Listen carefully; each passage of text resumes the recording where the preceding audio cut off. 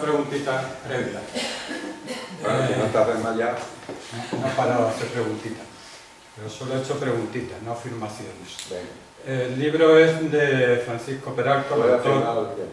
Doctor, me encantaría que dijeras algo de la importancia de Carmen Peralta y Rafael Peralto en la edición de este libro. Una loa.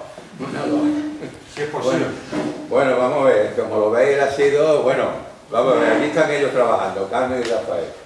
Ellos hacen pues todas las ediciones, allí se hace absolutamente, salvo la fabricación de los materiales, allí se hace, aquello es lo que llamamos en Málaga un boliche, aquello es una cosa muy pequeña, aquello tiene, no llega a 200 metros cuadrados, tenemos máquinas pequeñas, pero de hacer todas las cosas.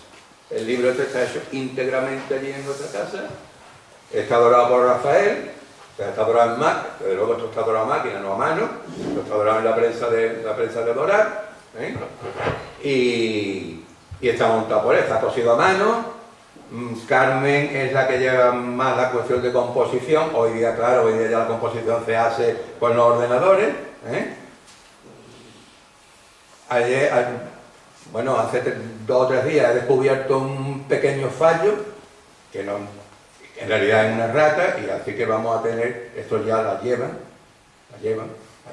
más seguramente, claro, las ratas ya sabéis que es una cosa que a los impresores nos persiguen, pero vamos, y estás leyendo y le puedes...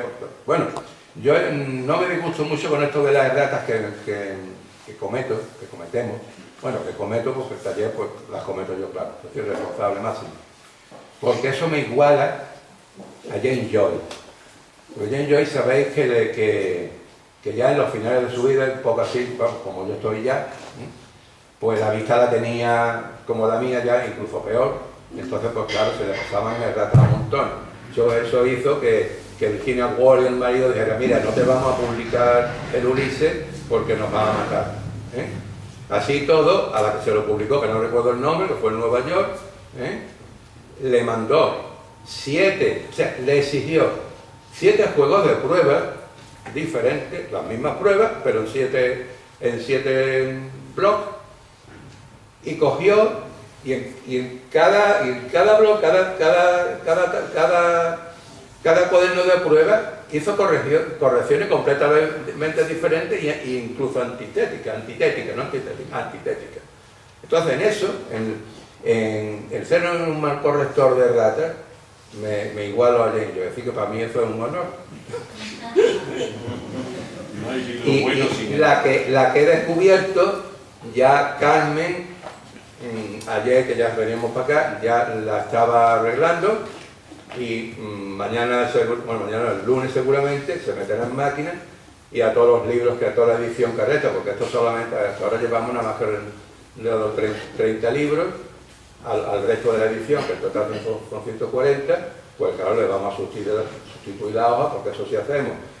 Si nosotros, mientras el libro no está en la calle y se descubre una rata, pues se sustituyen las hojas, se imprime de nuevo y se sustituye la hoja, claro. Que tiene un mínimo de vergüenza torera, claro. Muy bien. Pues ya... Bueno, pues entonces ahora lo que queda es dar los libros a estos, porque cada libro tiene su propietario. Yo, bueno, ya que tengo esto aquí, voy a hacer primero, pero vamos, también Antonio me va a ayudar. Yo siempre voy a leer al Centro de Poesía Visual de Peñarroya, Pueblo Nuevo. Así que si tenemos aquí a su director, pues que haga el favor de acercar y le doy el libro, salgo a los medios, el libro para el CPV.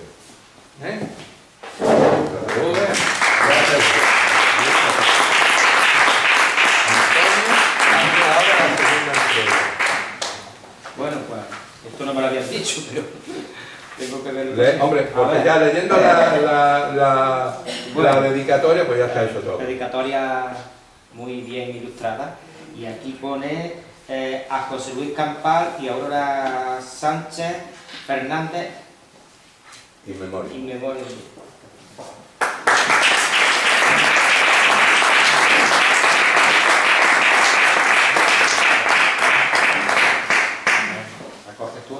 No, ahora Isabel, por bien. favor. Isabel, que ha sido una de nuestras artífices. Coge el libro que quieras, de la esta y lo ves. Aquí el que no trabaja no come bombón. Tú también vas, tú eres el... A ver. No se puede escribir Antonio Monterroso. Bueno.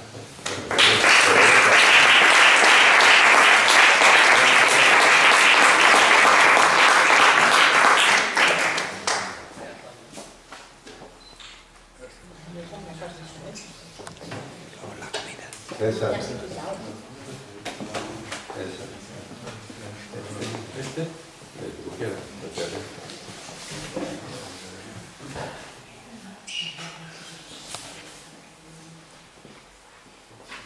No, nada.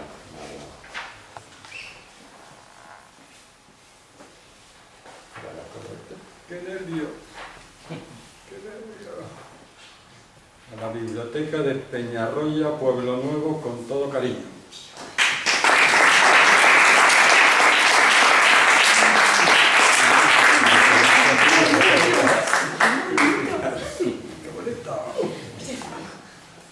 Bueno, este no tengo que leerlo, este es para Antonio Gómez.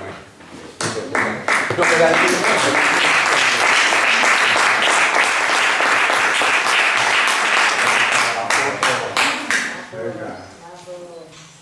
Quedó precioso. Muchas gracias. Ya lo ha dicho él. A las 5 tenemos que estar aquí. Que no se hace a través de una performance.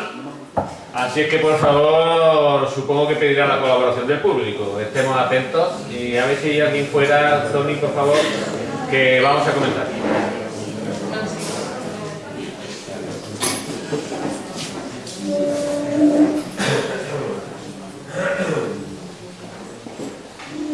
Bien. Visual Libro reúne 1.432 obras de la década de la exposición, o sea, desde 2001 al 2010.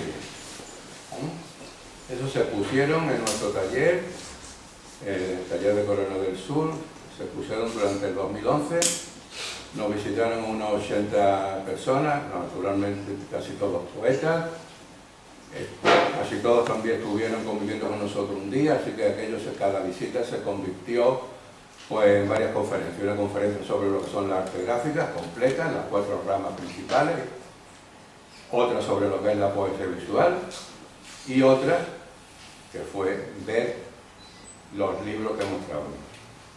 El resultado de aquello, el catálogo, pues son cada uno de estos, no cada uno, sino cada libro de estos es un catálogo.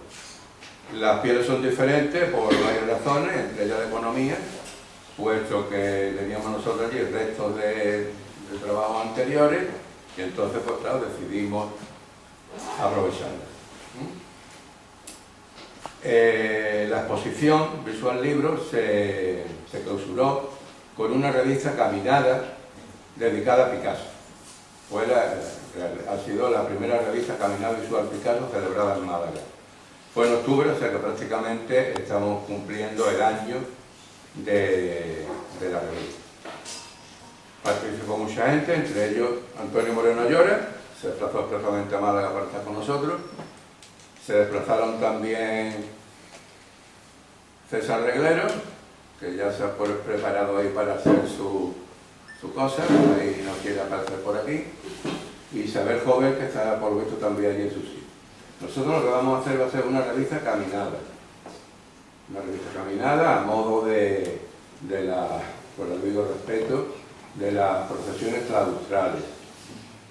Para ello pido vuestra colaboración, que es que en su momento pues os levantéis y nos acompañéis y demos la vuelta a lo que es la biblioteca y la galería para ver las acciones de César y de Isabel, para que vosotros mismos hagáis acciones con los carteles que yo os voy a repartir ahora mismo.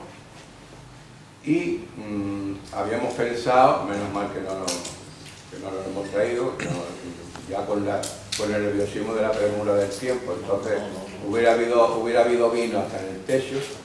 Pensábamos hacer lo que hicimos en la revista Caminada, que era hacer 3 brindis. Allí hicimos 3 brindis en diversas tabernas típicas de Málaga, porque ello se empezó en el CAT Málaga y se terminó en la casa natal de Picasso.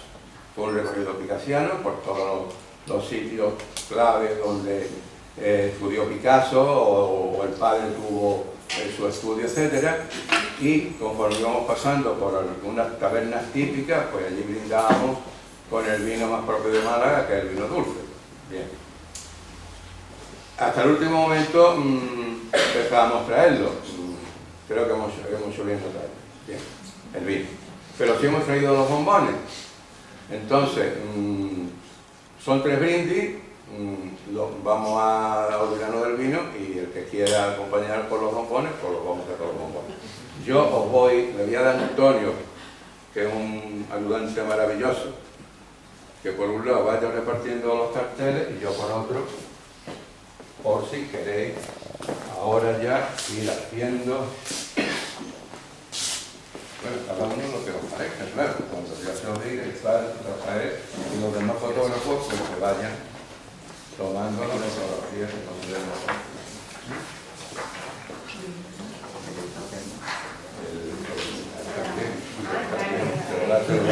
Claro, el participante, y además de lo más importante.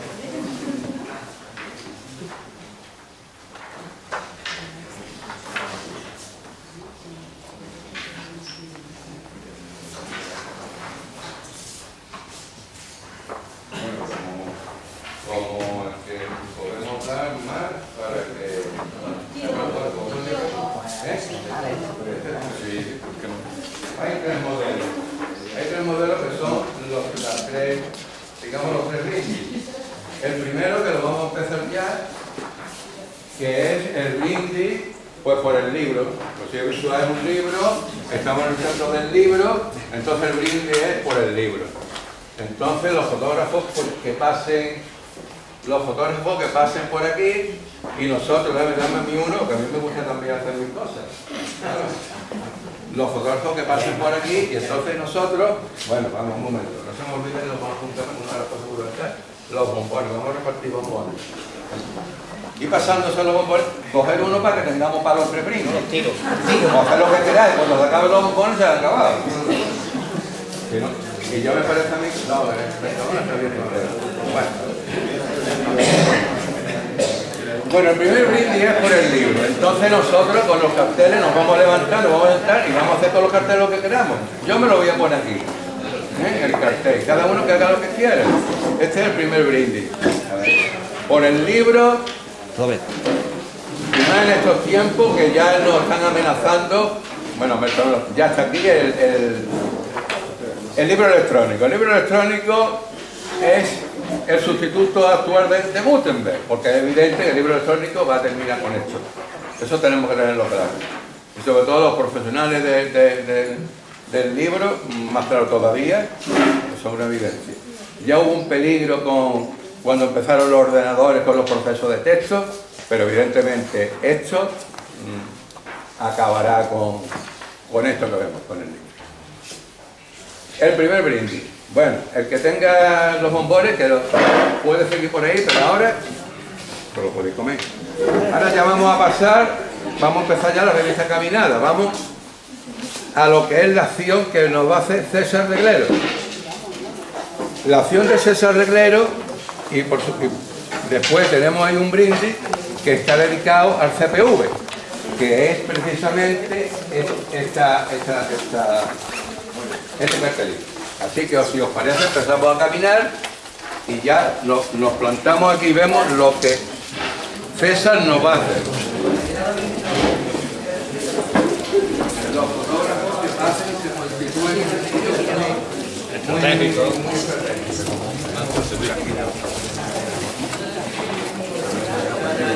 La batería, Javi. ¿Tienes la batería en Berlín?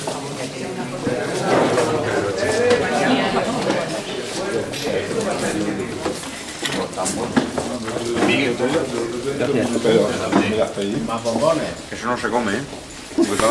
No sé yo, muy mala hora. Te lo digo.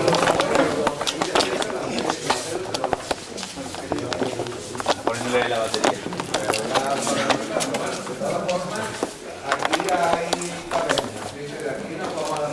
Se titula El principio de la creación.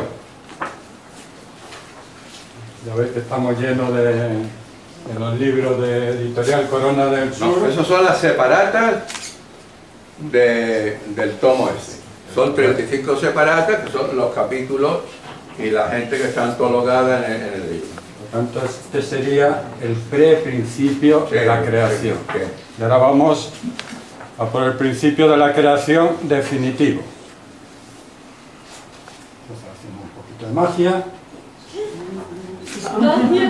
De los magos. Vamos por aquí con mucho cuidadito. Tendremos. Vamos a por el principio de la creación. Momento delicado. Ya veis que hay unos huevos menores y el huevo madre. Baja un poco si te parece para que lo vean. Nos vamos a centrar en el huevo madre, el huevo de los huevos. Como dijo alguno, manda huevos. Con mucho cuidadito, le hacemos unas pasaditas y poquito a poco, sacamos la matriz. Vamos tirando, tirando. La placenta y el huevo madre. El principio de la creación.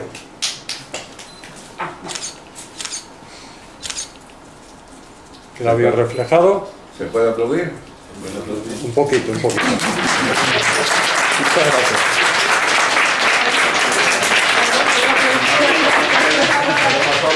Bueno, aquí corresponde el segundo. ¿Dónde andan los bombones? No han perdido ya.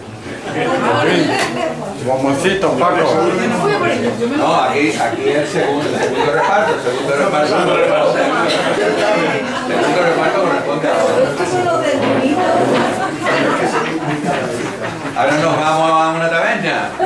No os preocuparos por eso. No os preocuparos por eso.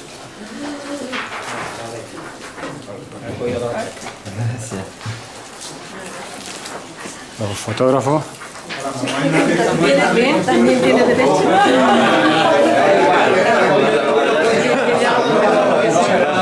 No esperábamos tanto personal en las cosas como.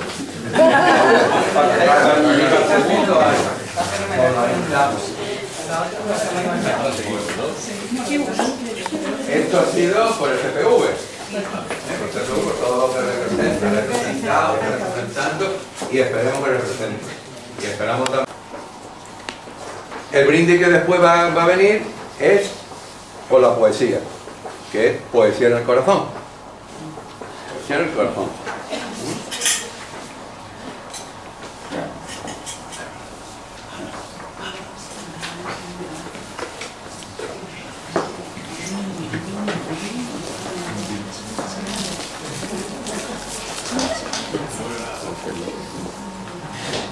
Las nubes y los árboles se funden y el sol les transparenta su honda paz. Tan grande es la armonía del abrazo que la quiere gozar también el mar. El mar que está tan lejos, que se acerca, que ya se oye latir, que huele ya.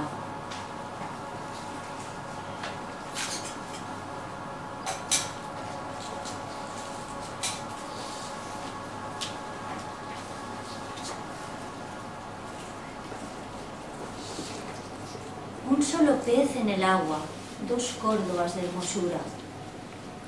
Córdoba quebrada en chorros, celeste Córdoba enjuta. De García Lorca, romancero gitano. Este es el cubismo poético.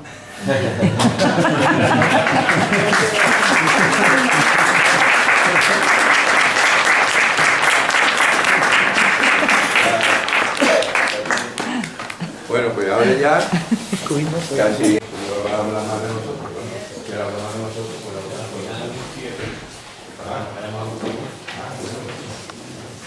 Antonio me ha tenido Hazme una foto con Paco antes siempre. y yo intentaré contestarla. Yo intentaré contestarla. El Zoom es este.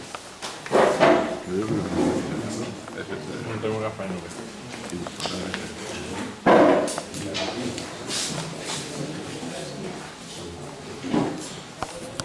A ver, para acá. Ya, Jesús ya lo tiene. Muy bien, está igual, porque no.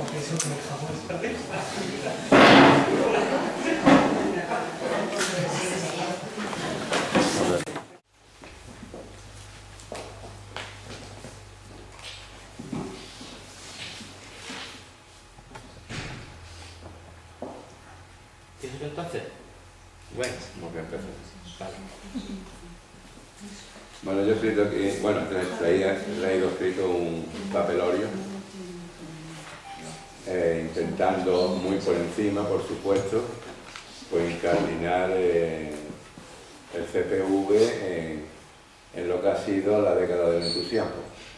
Naturalmente, pues recuerdo a los dos importantes introductores de nuestra especialidad artística en España, y bueno, hago hincapié en otros nombres importantes que han pasado por aquí, y bueno, ya sin más preámbulos, pues paso a leeros lo que he escrito.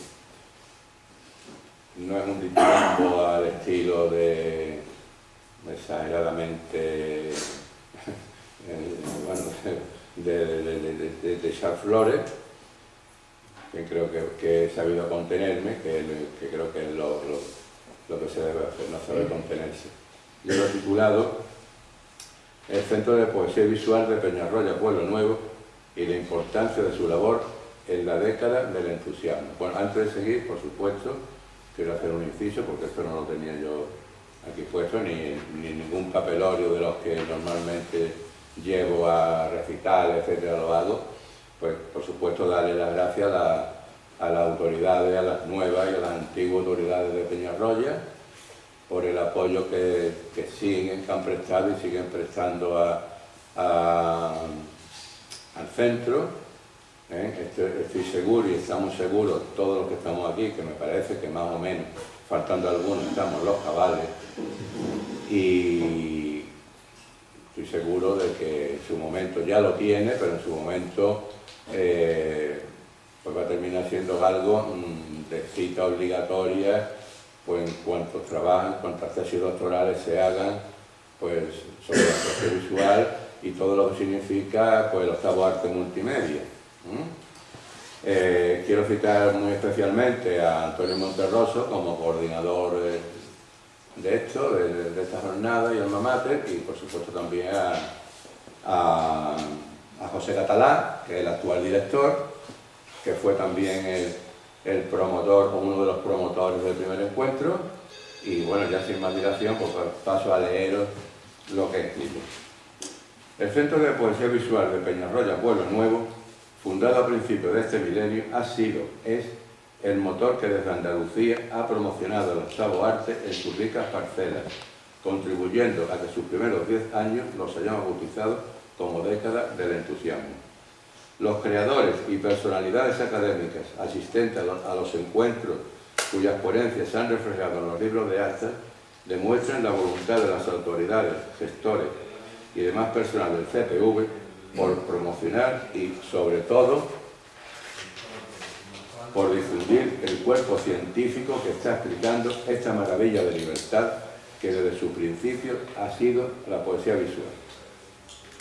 Aquí, en las distintas ponencias, se ha visto claro que el visualismo ha evolucionado de la letra hacia la forma, de la palabra hacia la pintura, que los que llegan proceden más del campo de las artes plásticas que del literario, y que una mayoría de los operadores de poesía experimental, poetas y pintores, hemos intercambiado nuestras técnicas. Cada día abundan más los artistas visuales provenientes de la pintura que publican libros de poesía discursiva, y más los poetas que presentan exposiciones de pintura, y que Internet, por supuesto, ha resultado ser el nuevo medio magnífico, económico y universal para conocer y darnos a conocer. Entre las actividades del Centro de Poesía Visual de Peñarroya, Pueblo Nuevo, son de resaltar las publicaciones dedicadas a los operadores más activos y, sobre todo, la atención prestada a su biblioteca, que acabamos de, algunos de verla por primera vez y otros por segunda, muy mejorada a como estaba antes, a su biblioteca en claro creciente, como acabo de decir. Para todos nosotros, el saber que nuestros libros están custodiados en sus vitrinas y que en plazo prudente dispondremos del catálogo gracias al interés del profesor y poeta don Antonio Monterroso es otra de las satisfacciones que los artistas que estamos en este campo siempre deberemos agradecer. Para algunos, la asistencia a esta jornada se ha convertido en una necesidad vital, puesto que nos sirve para conocer y cambiar impresiones con los compañeros, sabiendo que nuestro trabajo gustoso, como dijo Juan Ramón Jiménez, no cae en el vacío. En los volúmenes atesorados en la biblioteca de este centro tenemos la historia de la poesía visual desde los postulados de la poesía concreta hasta la libertad creativa de los últimos tiempos. Tiempos no tan lejanos cuando, por ejemplo, nuestro admirado Vladimir Díaz Pino y su grupo, para demostrar que el poema proceso era el presente, rompieron libros de poetas discursivos durante la acción Rasga Rasga en las escalinatas del Teatro Municipal de Río de Janeiro. Los libros de la biblioteca del CPV nos dicen que el nacimiento de la poesía visual, o sea, de la unión, como ya he dicho, entre las escrituras pictóricas y las pinturas líricas experimentales, de lo escrito con lo pintado en el Estado español, brotó en los años 60. Leemos que Julio Campal es el más importante de los introductores de esta especialidad artística. Digo él, porque un autor no pertenece al reino de los muertos mientras su obra y su nombre se conserven. Nacido en 1933 en Uruguay, de padres españoles, vivió en Argentina fundando, tras su llegada a España, en 1962, el grupo Problemática 63, en unión de activistas visuales de la talla de Ignacio Gómez de Liange, Fernando Millán, Tomás Marco y Julio Andrade. Este colectivo nos dice Félix Morales Prado, que lo tuvimos aquí en el segundo encuentro, creado en 1965, será la punta de lanza del experimentalismo poético en nuestro país.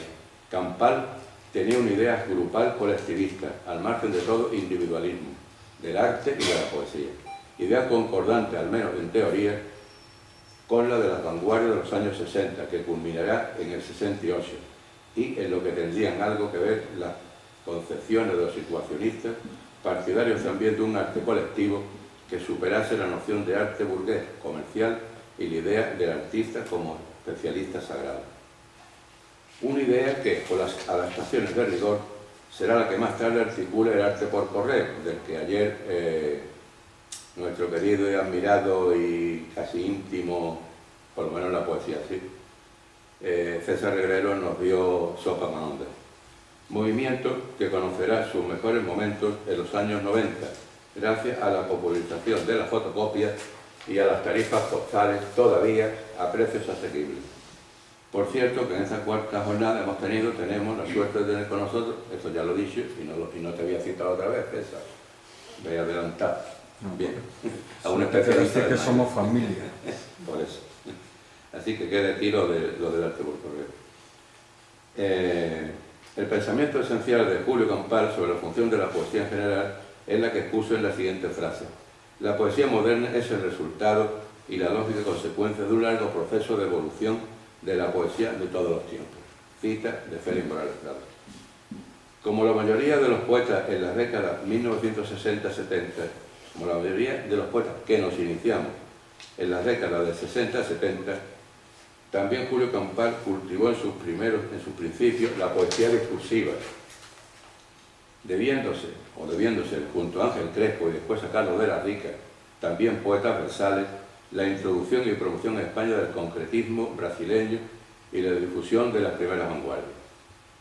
Julio Campal, incluido justísimamente por Fernando Millán y Jesús García Sánchez en la escritura en Libertad, Antología de Poesía Experimental, Visor, Madrid, 1975, ya sabemos que es el tótem de del visualismo en España, Millán y su obra, y su antología, puede representar, y ya me refiero a Campal, puede representar la voluntad exaltada del genio creador de ideas, obras y actitudes solidarias. En la creación artística, lo primero y único debe ser romperse la cabeza contra el muro de las limitaciones, obligando al brazo esa maravilla que Borges describe como una vana pierna que proyecta en la sisa de los chalecos y que se deshilacha en 5 dedos de penosa largura, a que sea capaz de trabajar según le ordenemos. Pero, ¿qué operadores del Estado español fueron los primeros en practicar o aceptar para las obras que hacían esta novísima definición de poesía visual, dándola a conocer en el libro? Veamos lo que nos dice o nos dijo Antonio Orihuela en su archivo de poesía experimental, cronología 1964-2006, que también se presentó aquí en la segunda jornada y que nosotros en Colón del Sur tuvimos el placer, el honor y la satisfacción de publicar. Bien, entonces Antonio Orihuela dice: en 1964 se publica un único libro, en este caso sería presuntamente el primero de los publicados dentro de lo que es la poesía visual, y correspondió, el título fue Street, y correspondió a Guillem Viladó. En el 65 insiste Viladó con 2 volúmenes al que se suma un libro colectivo firmado por Joan Brossa y Antoni Tapia. En 1966 se publica una sola cosa, un solo libro, El Jornal de José Miguel Ullán, poeta nacido en 1944.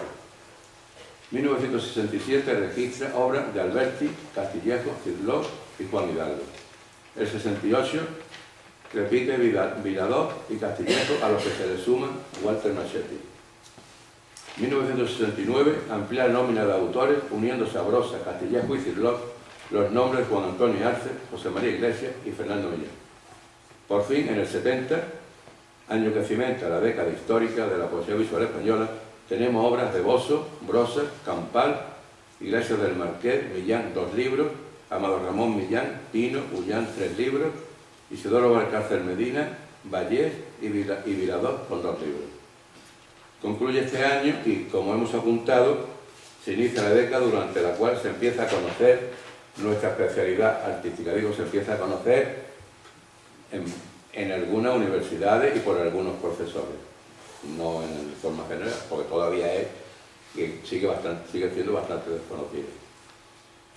Bien, al publicarse, pero en el 72 se publica la revista Poesía Hispánica, bueno, de las más clásicas de aquellos tiempos, no como fue Escorial, en los 40 y muchísimo menos, pero era una poesía, una revista súper tradicional, dirigida por Carlos Murciano.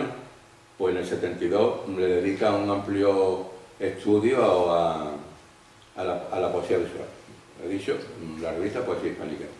Pero es el Urogallo, que actualmente es una joya, cuando en el 73 le dedica prácticamente un número completo a la poesía experimental. Y allí es donde yo creo que dije ayer, que es donde yo conozco pues esta especialidad. En el 71 hay un bombazo que lo pega Alfonso López Gadolí con su famosísimo libro, Trizado y Gibardot, Venga a tomar una copa esta noche, que lo publicó José María de Montes y Galán en la editorial que fundó, con el título que se llamaba Parnaso 70. Naturalmente, como ya he comentado, la década, sin ninguna duda, la marca la antología de Millán y Jesús García Sánchez. Hay otros muchos libros, muchos poemarios, muchas cosas, pero sin duda eso es una cosa que está ahí y es inamovible y será inamovible para los restos. Al margen, naturalmente, a los autores se nos debe de considerar únicamente por nuestras obras, no por nuestras vidas. Por lo tanto, no hago ningún comentario ni sobre Millán ni sobre nadie. La obra es lo único que debemos considerar. Las vidas no entran en nuestro acercamiento al poeta, aunque pueda gustar o incluso no digo que no pueda ayudar y ayude, pero nos tenemos que olvidar totalmente de la vida de cada uno. Es la obra pura, porque normalmente solemos ser bichos, entonces mejor olvidarnos de nuestras vidas y de las de los demás. Bien, a título de curiosidad, facilito la nómina de los históricos, los poetas que empezaron a publicar poesía visual en los años 70, que han logrado clasificarse en algunos de los diferentes, que lograron o han logrado clasificarse en algunos de los diferentes capítulos de Visual Libro. Ya os dije ayer que yo había hecho, al final de cada capítulo, he hecho una clasificación a tenor de cada autor en la obra que figura. Bueno, entonces, mencionándolos por su orden de aparición, tenemos que los poetas históricos que figuran en Visual Libro, clasificados, pero claro, hay que tener en cuenta que cuando un autor muere ya poca gente se acuerda de él y pocos trabajan por él. Incluso muchas veces los que menos hacen son sus herederos. Eso es una lucha que todo antólogo padece. Los herederos tienen muchas renuencias, muchos problemas, muchas cosas, para facilitar la obra, para muchas cosas. Bueno, entonces, no es nada fácil que una vez de muerto, el poeta dirá que una vulgaridad, muerto el perro se acabó la rabia. Entonces es muy importante los nombres que se clasifican, por lo menos en Visual Libro son muy importantes.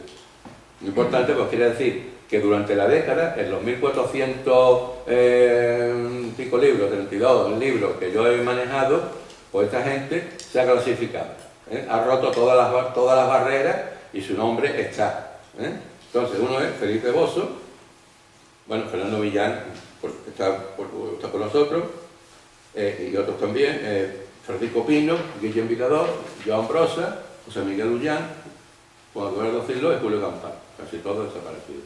Son prácticamente los únicos que han logrado clasificarse en esos 1432 libros que yo he tratado. Los demás han desaparecido. Entonces, al margen de lo dicho, como estaba diciendo, he dicho antes lo de los poetas que habían publicado en los años 60, pues creo que hay que recordar que ha habido otra gente que por un año, por ejemplo Bradolí en el 71, otro en el 70, que habían publicado poesía discursiva, pero que por un año o dos pues no entran en la década de los 60, y serían, por ejemplo, el ya citado Bradolí, Antonio Gómez, que es el gigante de la poesía visual española, bueno, creo española y mundial, ¿no? José María de Montel, Ignacio Gómez de Diaño y Carlos de la Rica. Como sabemos, la generación apenas tiene algo que ver con el año en que aparece en la obra de cualquier poeta, porque hay gente que es capaz, por las razones que sean, de empezar a publicar con 17 o 18 años, y otros que no nos enteramos o no se enteran hasta que ya son, bueno, ya rozan casi la jubilación, ¿no? Bueno, pero eso lo tiene que ver. Entonces, naturalmente, en la poesía visual, pues tenemos poetas pertenecientes pues, a todas las generaciones básicas, generaciones poéticas del siglo XX. Pues si empezamos con el 27, pues tenemos al ya citado Alberti, hay más gente, ¿no? Está Gerardo Diego, también como un precedente, ¿verdad? Y además con su famosa antología. Gerardo Diego es el que nos da a los poetas antólogos para incluirnos en ella. Eso es lo que nos salva, porque si Gerardo se incluyó, pues los demás, ¿por qué vamos a hacer menos? Además tenemos su ejemplo, y simplemente lo que hacemos es seguir su ejemplo. ¿Bien? Bueno. Entonces, tenemos gente de la generación del 36, los 50, con algunos incardinados en la poesía social, Verbigracia, el autor de Los campos semánticos, los 60, los novísimos, los 80, y como algunos han dicho, ya en estas generaciones, pues las generaciones del sálvese el que pueda. Todo esto aderezado, naturalmente, con la fuerte y casi virulenta discusión entre los poetas de la experiencia y los de la diferencia. una discusión que yo me atrevería a decir casi dictada más por las luchas de poder que en sí por las poéticas. Esa lucha la viví en primera persona cuando se publicaba papel literario en el diario Málaga Costa del Sol, que fue un baluarte, fuimos un baluarte de la poesía de la diferencia. Fuimos, aunque yo no fui por supuesto de la gente más caracterizada. Los más caracterizados fueron sobre todo la gente de Granada, estoy hablando ya de poetas discursivos, La gente de Granada, por ejemplo, como Antonio Enrique, Fernando Millán, otra gente, la mayoría de poetas andaluces, como por ejemplo también Antonio Hernández, en fin, una serie de otra gente. Bien.